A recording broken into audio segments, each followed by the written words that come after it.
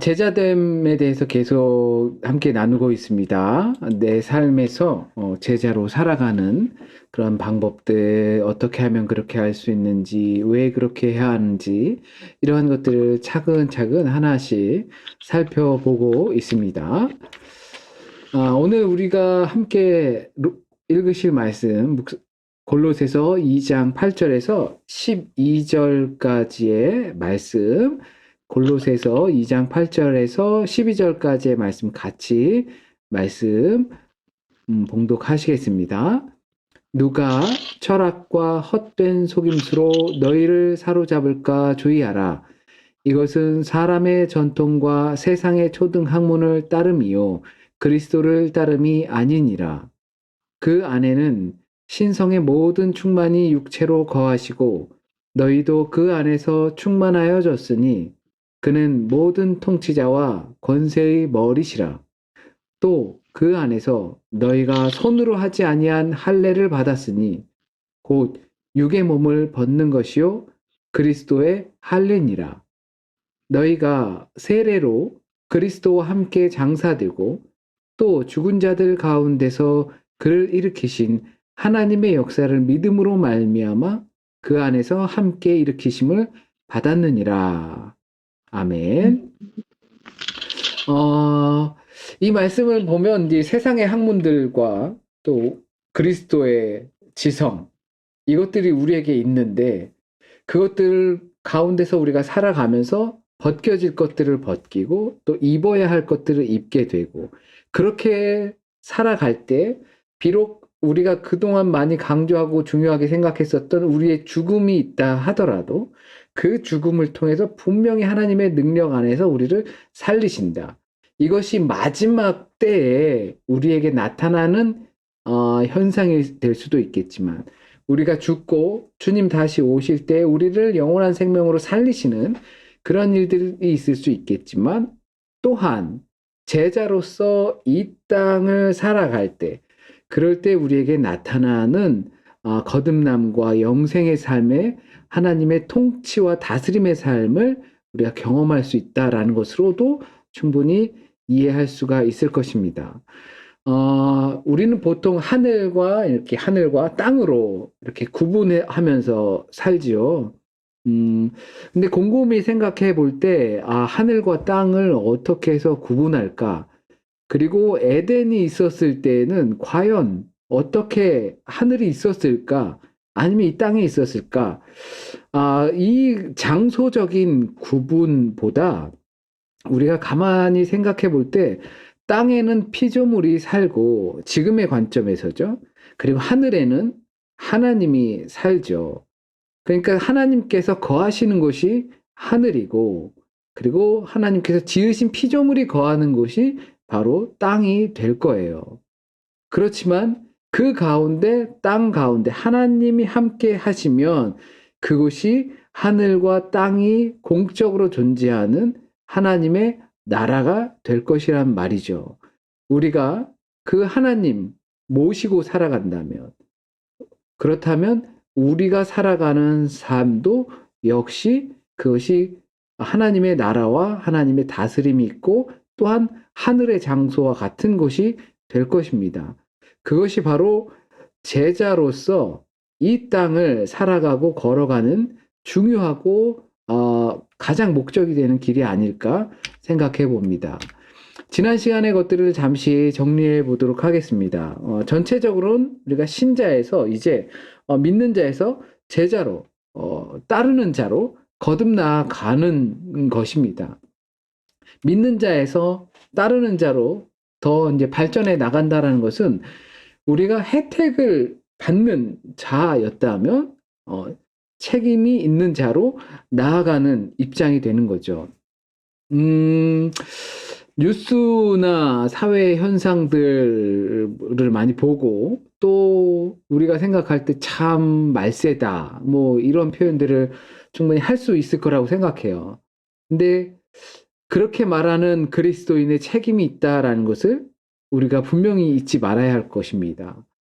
왜냐하면 땅에는 말씀드린 것처럼 피조물이 하나님의 피조물이 살아가는 거죠. 그렇다면 그 땅에서 살아가는 피조물들이 하나님과 함께해서 살아간다면, 그렇다면 그 땅의 책임은 바로 우리 믿는 자와 제자들에게 있다라는 사실을 우리가 외면할 수 없는 겁니다. 신자에서 제자로 살아가면 사회의 아픔들과 악함들을 정말 통탄해야 되고 내 책임이라고 느끼는 것이 되는 거죠. 그렇기 위해서 우리가 다른 사람들의 삶의 현장처럼 동일하게 사는 게 아니라 그것을 떠나고 그리고 그 삶을 정리하고 살아가야 하는 것입니다. 그래서 제자의 목적이라고 한다면 나 중심의 신앙에서 하나님 중심의 신앙입니다. 이 하나님 중심의 신앙이라는 것은 우리가 지난주에 잠시 나누었었죠. 그 내용이 바로 이제 제자로 살아갈 때 자기 부인이죠. 자기 부인은 자기 비하를 하고 정죄하는 것이 아니라 하나님을 인정하고 하나님을 사랑하는 것이다라고 말씀을 드렸어요. 그로 인해서 세상에서 익숙한 생각들이 이제 주님의 것들을 더 사모하는 삶의 그 관심의 그리고 가치관의 변화가 나타나는 것입니다. 그래서 자기 부인은 자기 비하나 정죄가 아니고 바로 사랑이죠. 자기를 사랑하고 이웃을 사랑하고 하나님을 사랑하는 것.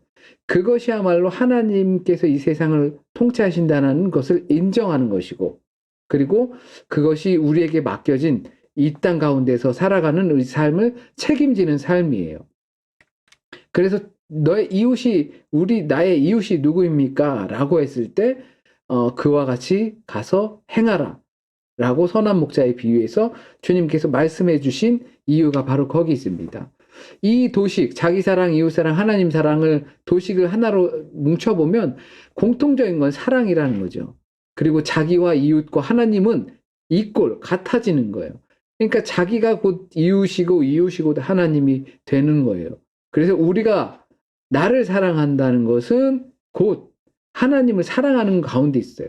그래서 자기만 사랑할 수 없고 이웃만 사랑할 수도 없고 하나님만 사랑할 수도 없습니다. 그래서 이 같은 것들이 우리 행동적인 현실적인 것으로 나타나면 자기에 대한 그리고 이웃에 대한 하나님에 대한 가치를 분명히 구분하여서 한다는 것입니다. 자, 오늘 우리가 함께 조금 이 부분들에 대해서 발전될 문제는 세계관에 관한 문제입니다. 독일 말로는 웰트안샤웅이죠.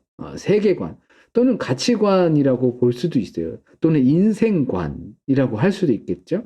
내가 살아가는데 인생의 목적이 무엇이다. 내 인생의 목적은 무엇이다. 내 인생의 행복은 무엇이다. 이렇게 이야기할 수 있어요. 우리가 보통 이러한 바른 세계관이 없기 때문에 계속 흔들리는 거예요. 계속 흔들리니까 세계관이 바르게 정립되지 못하니까 흔들리고 그리고 정리를 하지 못하는 거예요. 버려야 할 것을 버리지 못하고 떠나야 할 곳을 떠나지 못하게 되는 것이에요. 왜냐하면 그것이 두 주인을 섬기는 것이기 때문입니다.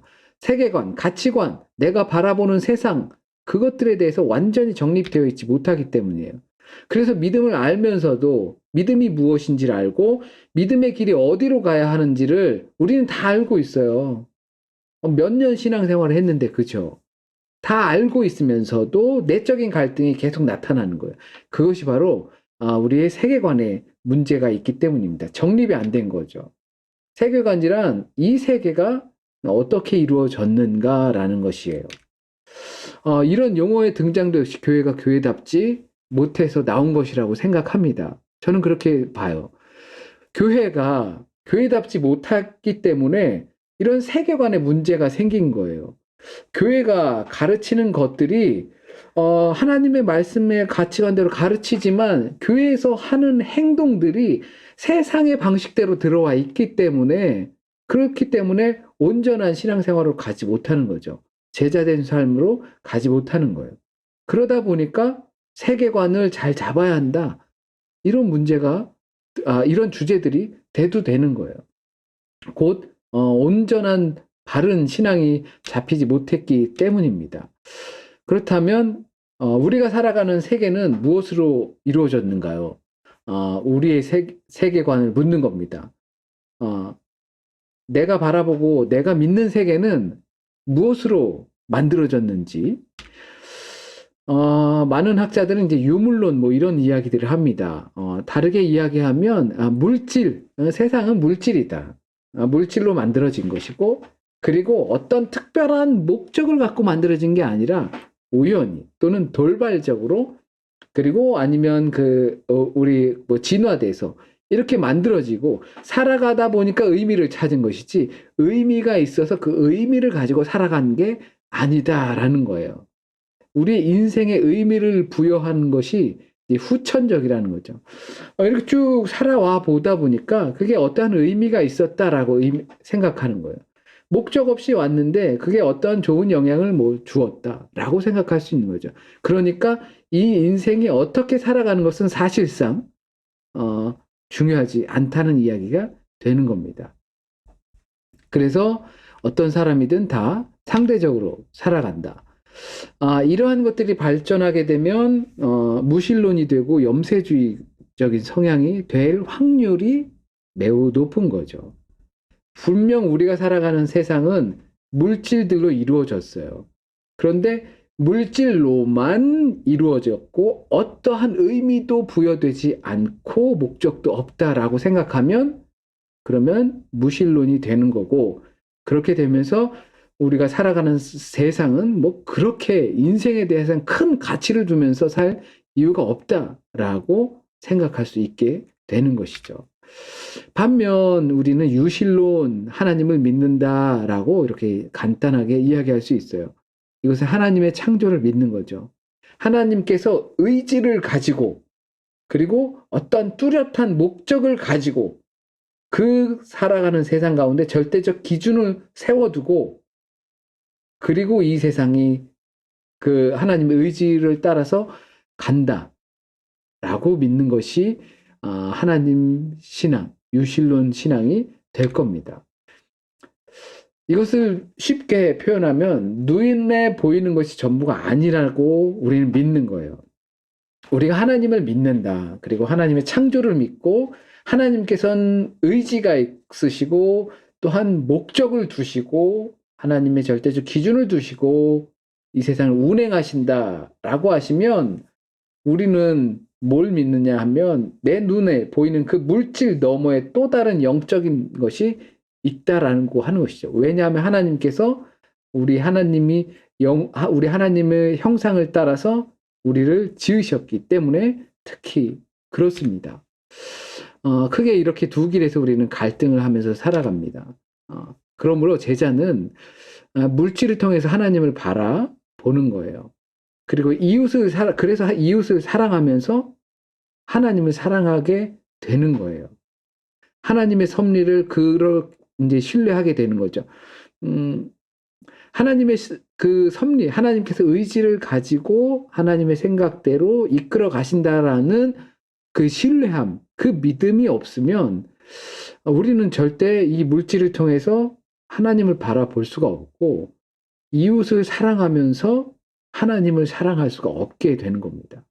그러니까 제자들은 우리가 만나고 경험하고 하는 이 물질의 세계 속에서, 그 세계 속에서 영적인 그리고 내적인 의미를 발견하는 겁니다. 하나님께서 어떠한 의미를 가지고 이 세상을 또는 나에게 이와 같은 일들을 주셨을까?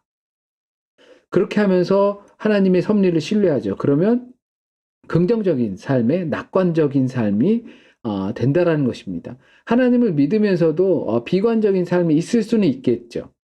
그리고 염세적인 삶이 있을 수는 있겠죠. 워낙 세상이 악하다고 보면. 그러나 그 문제는 결국 뭐라고요? 제자가 제자 되지 못했고, 교회가 교회 되지 못했고, 신자가 신대가 되지 못했고, 이것이 그쪽으로 더 깊이 들어가야 하는데 그쪽으로 가지 못하고 오히려 반대 방향으로 흘러가는 상황 때문에 그럴 것입니다. 그러므로 제자 된다라는 것은 하나님과 더 친밀한 관계 속에서 분명히 하나님은 이루신다라는 낙관주의로 갈 수 있게 되는 겁니다.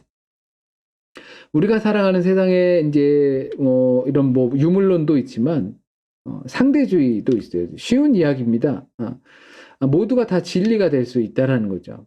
그리고 절대적인 기준은 없고 자기가 진리고 자기가 그것이 또 기준이 되는 거예요. 그렇게 되면 무슨 현상이 나냐면 내 마음에 들면 돼요. 상관하지 않아요. 그것이 기준이 되는 거예요. 내 마음에 들면 되는 거예요. 그래서 아이들에게도 네 마음에 들면 돼 라고 교육하게 되는 거죠.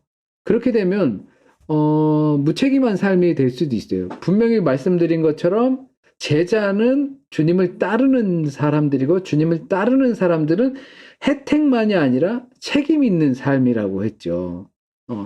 내 마음에 들면 오케이가 아니라 내 마음에 들지 않더라도 그것이 주님의 길이고 그리고 하나님의 나라의 통치가 이루어지는 중요한 일이라면 거기에 책임을 가질 수밖에 없는 게 제자의 삶입니다. 그리고 이렇게 이제 내 마음에 들면 돼. 그리고 절대적인 기준이 없이 자기 기준을 따라서 살아가게 되면 유기적인 세계를 포기하게 됩니다. 자기라는 그 유기적인 세계라는 것은 오가니한 거잖아요. 이렇게 다른 세계와 같이 함께 연결되어 있다라는 것을 우리는 믿는 거예요. 나만 존재하는 것이 아니라 나와 이웃, 그리고 나와 이웃과 더 크게 사회, 이렇게 연결되어 있는 세계를 살아가는데 이렇게 자기만의 진리적 기준을 가지고 살아가면 그게 이제 상관이 없어지는 거죠.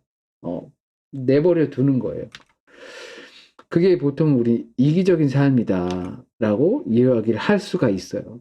이런 것들이 옳지 않으면 우리는 알지만 그러나 불안해 한다는 사실이죠. 우리는 유물론이 아니고 이 세상의 물질들은 의미가 있고 목적이 있고 그리고 하나님께서 뜻하시는 바가 있어서 우리 가운데 왔고 내가 만나는 것이고 그것을 통해서 나는 하나님을 바라보는 것이다 라고 생각하고 그리고 이기적인 삶이 옳지 않다는 것을 알지만 그렇지만 우리는 불안해 한다는 거죠. 왜냐? 이게 불신 가운데 있는 겁니다. 아니면 어떡하지? 라는 거죠. 영원한 생명 아니면 어떡하지? 그렇기 때문에 갈등하며 불안해 하는 겁니다. 그럼 체크해 봅시다. 제자가 세상을 바라보는 시선이 필요한데 눈에 보이지 않는 하나님의 섭리와 다스림을 꼭 인정하는 겁니다. 우리는 인정하죠. 눈에 보이지 않는 하나님의 섭리와 그 다스림을 분명히 하나님께서 하신다. 인정하는 겁니다. 그리고 하나님의 역사는 느리지만 분명히 성취된다. 라는 믿음이 우리 안에 있는 거예요. 제자는 그렇게 세상을 바라봅니다. 세상 악하죠. 힘들고 고되고 왜 이렇게 사람들이 못됐어. 그렇게 할 수 있죠. 그러나 분명히 제자가 주님과 교제 가운데 깊은 교제 가운데 제자의 삶을 반듯하게 살아간다면 그들은 하나님의 역사를 분명히 믿게 되어 있어요. 성취하신다. 하나님은 실수하지 않으신다라는 믿음이 있을 수밖에 없는 거죠. 그래서 성령의 다스림을 구하고 그 안에 머물러 살도록 힘쓰고 애씁니다. 제자들은 세상을 그렇게 바라보고 그렇게 마음 먹습니다. 그리고 나의 선택이 이 위의 것들을 갖고 할 때 우리에게 분명히 다른 일들이 나타난다는 확신도 있습니다. 그러면 왜 그렇게 살아야 하는가? 한편으로 우리 지난 주일날 설교 내용과 비슷한 부분이죠. 왜 그렇게까지 자기 목숨을 내어주면서까지 고난을 당하면서까지 그리고 비난을 받으면서까지 그렇게 살아야만 하는가? 제자라면 왜 그렇게 해야 하는가? 물질로 판가름하는 가치관이 교회 안으로 들어오고 있어요. 그래서 교회를 잠식시키고 있어요. 그것을 소위 말하는 사상의 점령을 지키는 것이 바로 제자입니다. 잘못하면 다 넘어갈 수 있어요. 그리고 영의 판가름으로 세상을 향해 우리는 나아가야 하는 것입니다. 이것이 바로 지난 주일날 말씀드렸던 그 내용의 전체적인 내용이 하나님의 기뻐하심 때문이죠. 하나님께서 이와 같은 삶을 기뻐하셔요. 그리고 하나님께 이것이 영광이 되는 삶이에요. 그리고 중국은 결국은 그것을 하나님을 사랑하는 표현이고, 그리고 하나님께서 우리를 사랑하시는 것에 대한 응답과도 같은 것입니다. 함께 나누어 보았으면 좋겠습니다. 나는 나 나름대로 살아가는가? 아니면 주님을 쫓으며 닮아가고 있는가?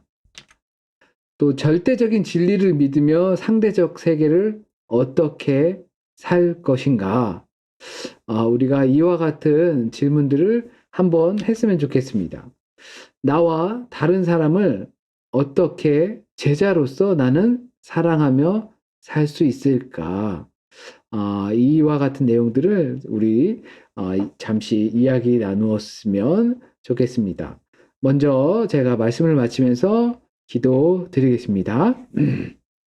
주님 감사합니다. 오늘도 우리에게 귀한 시간 허락하여 주셨습니다.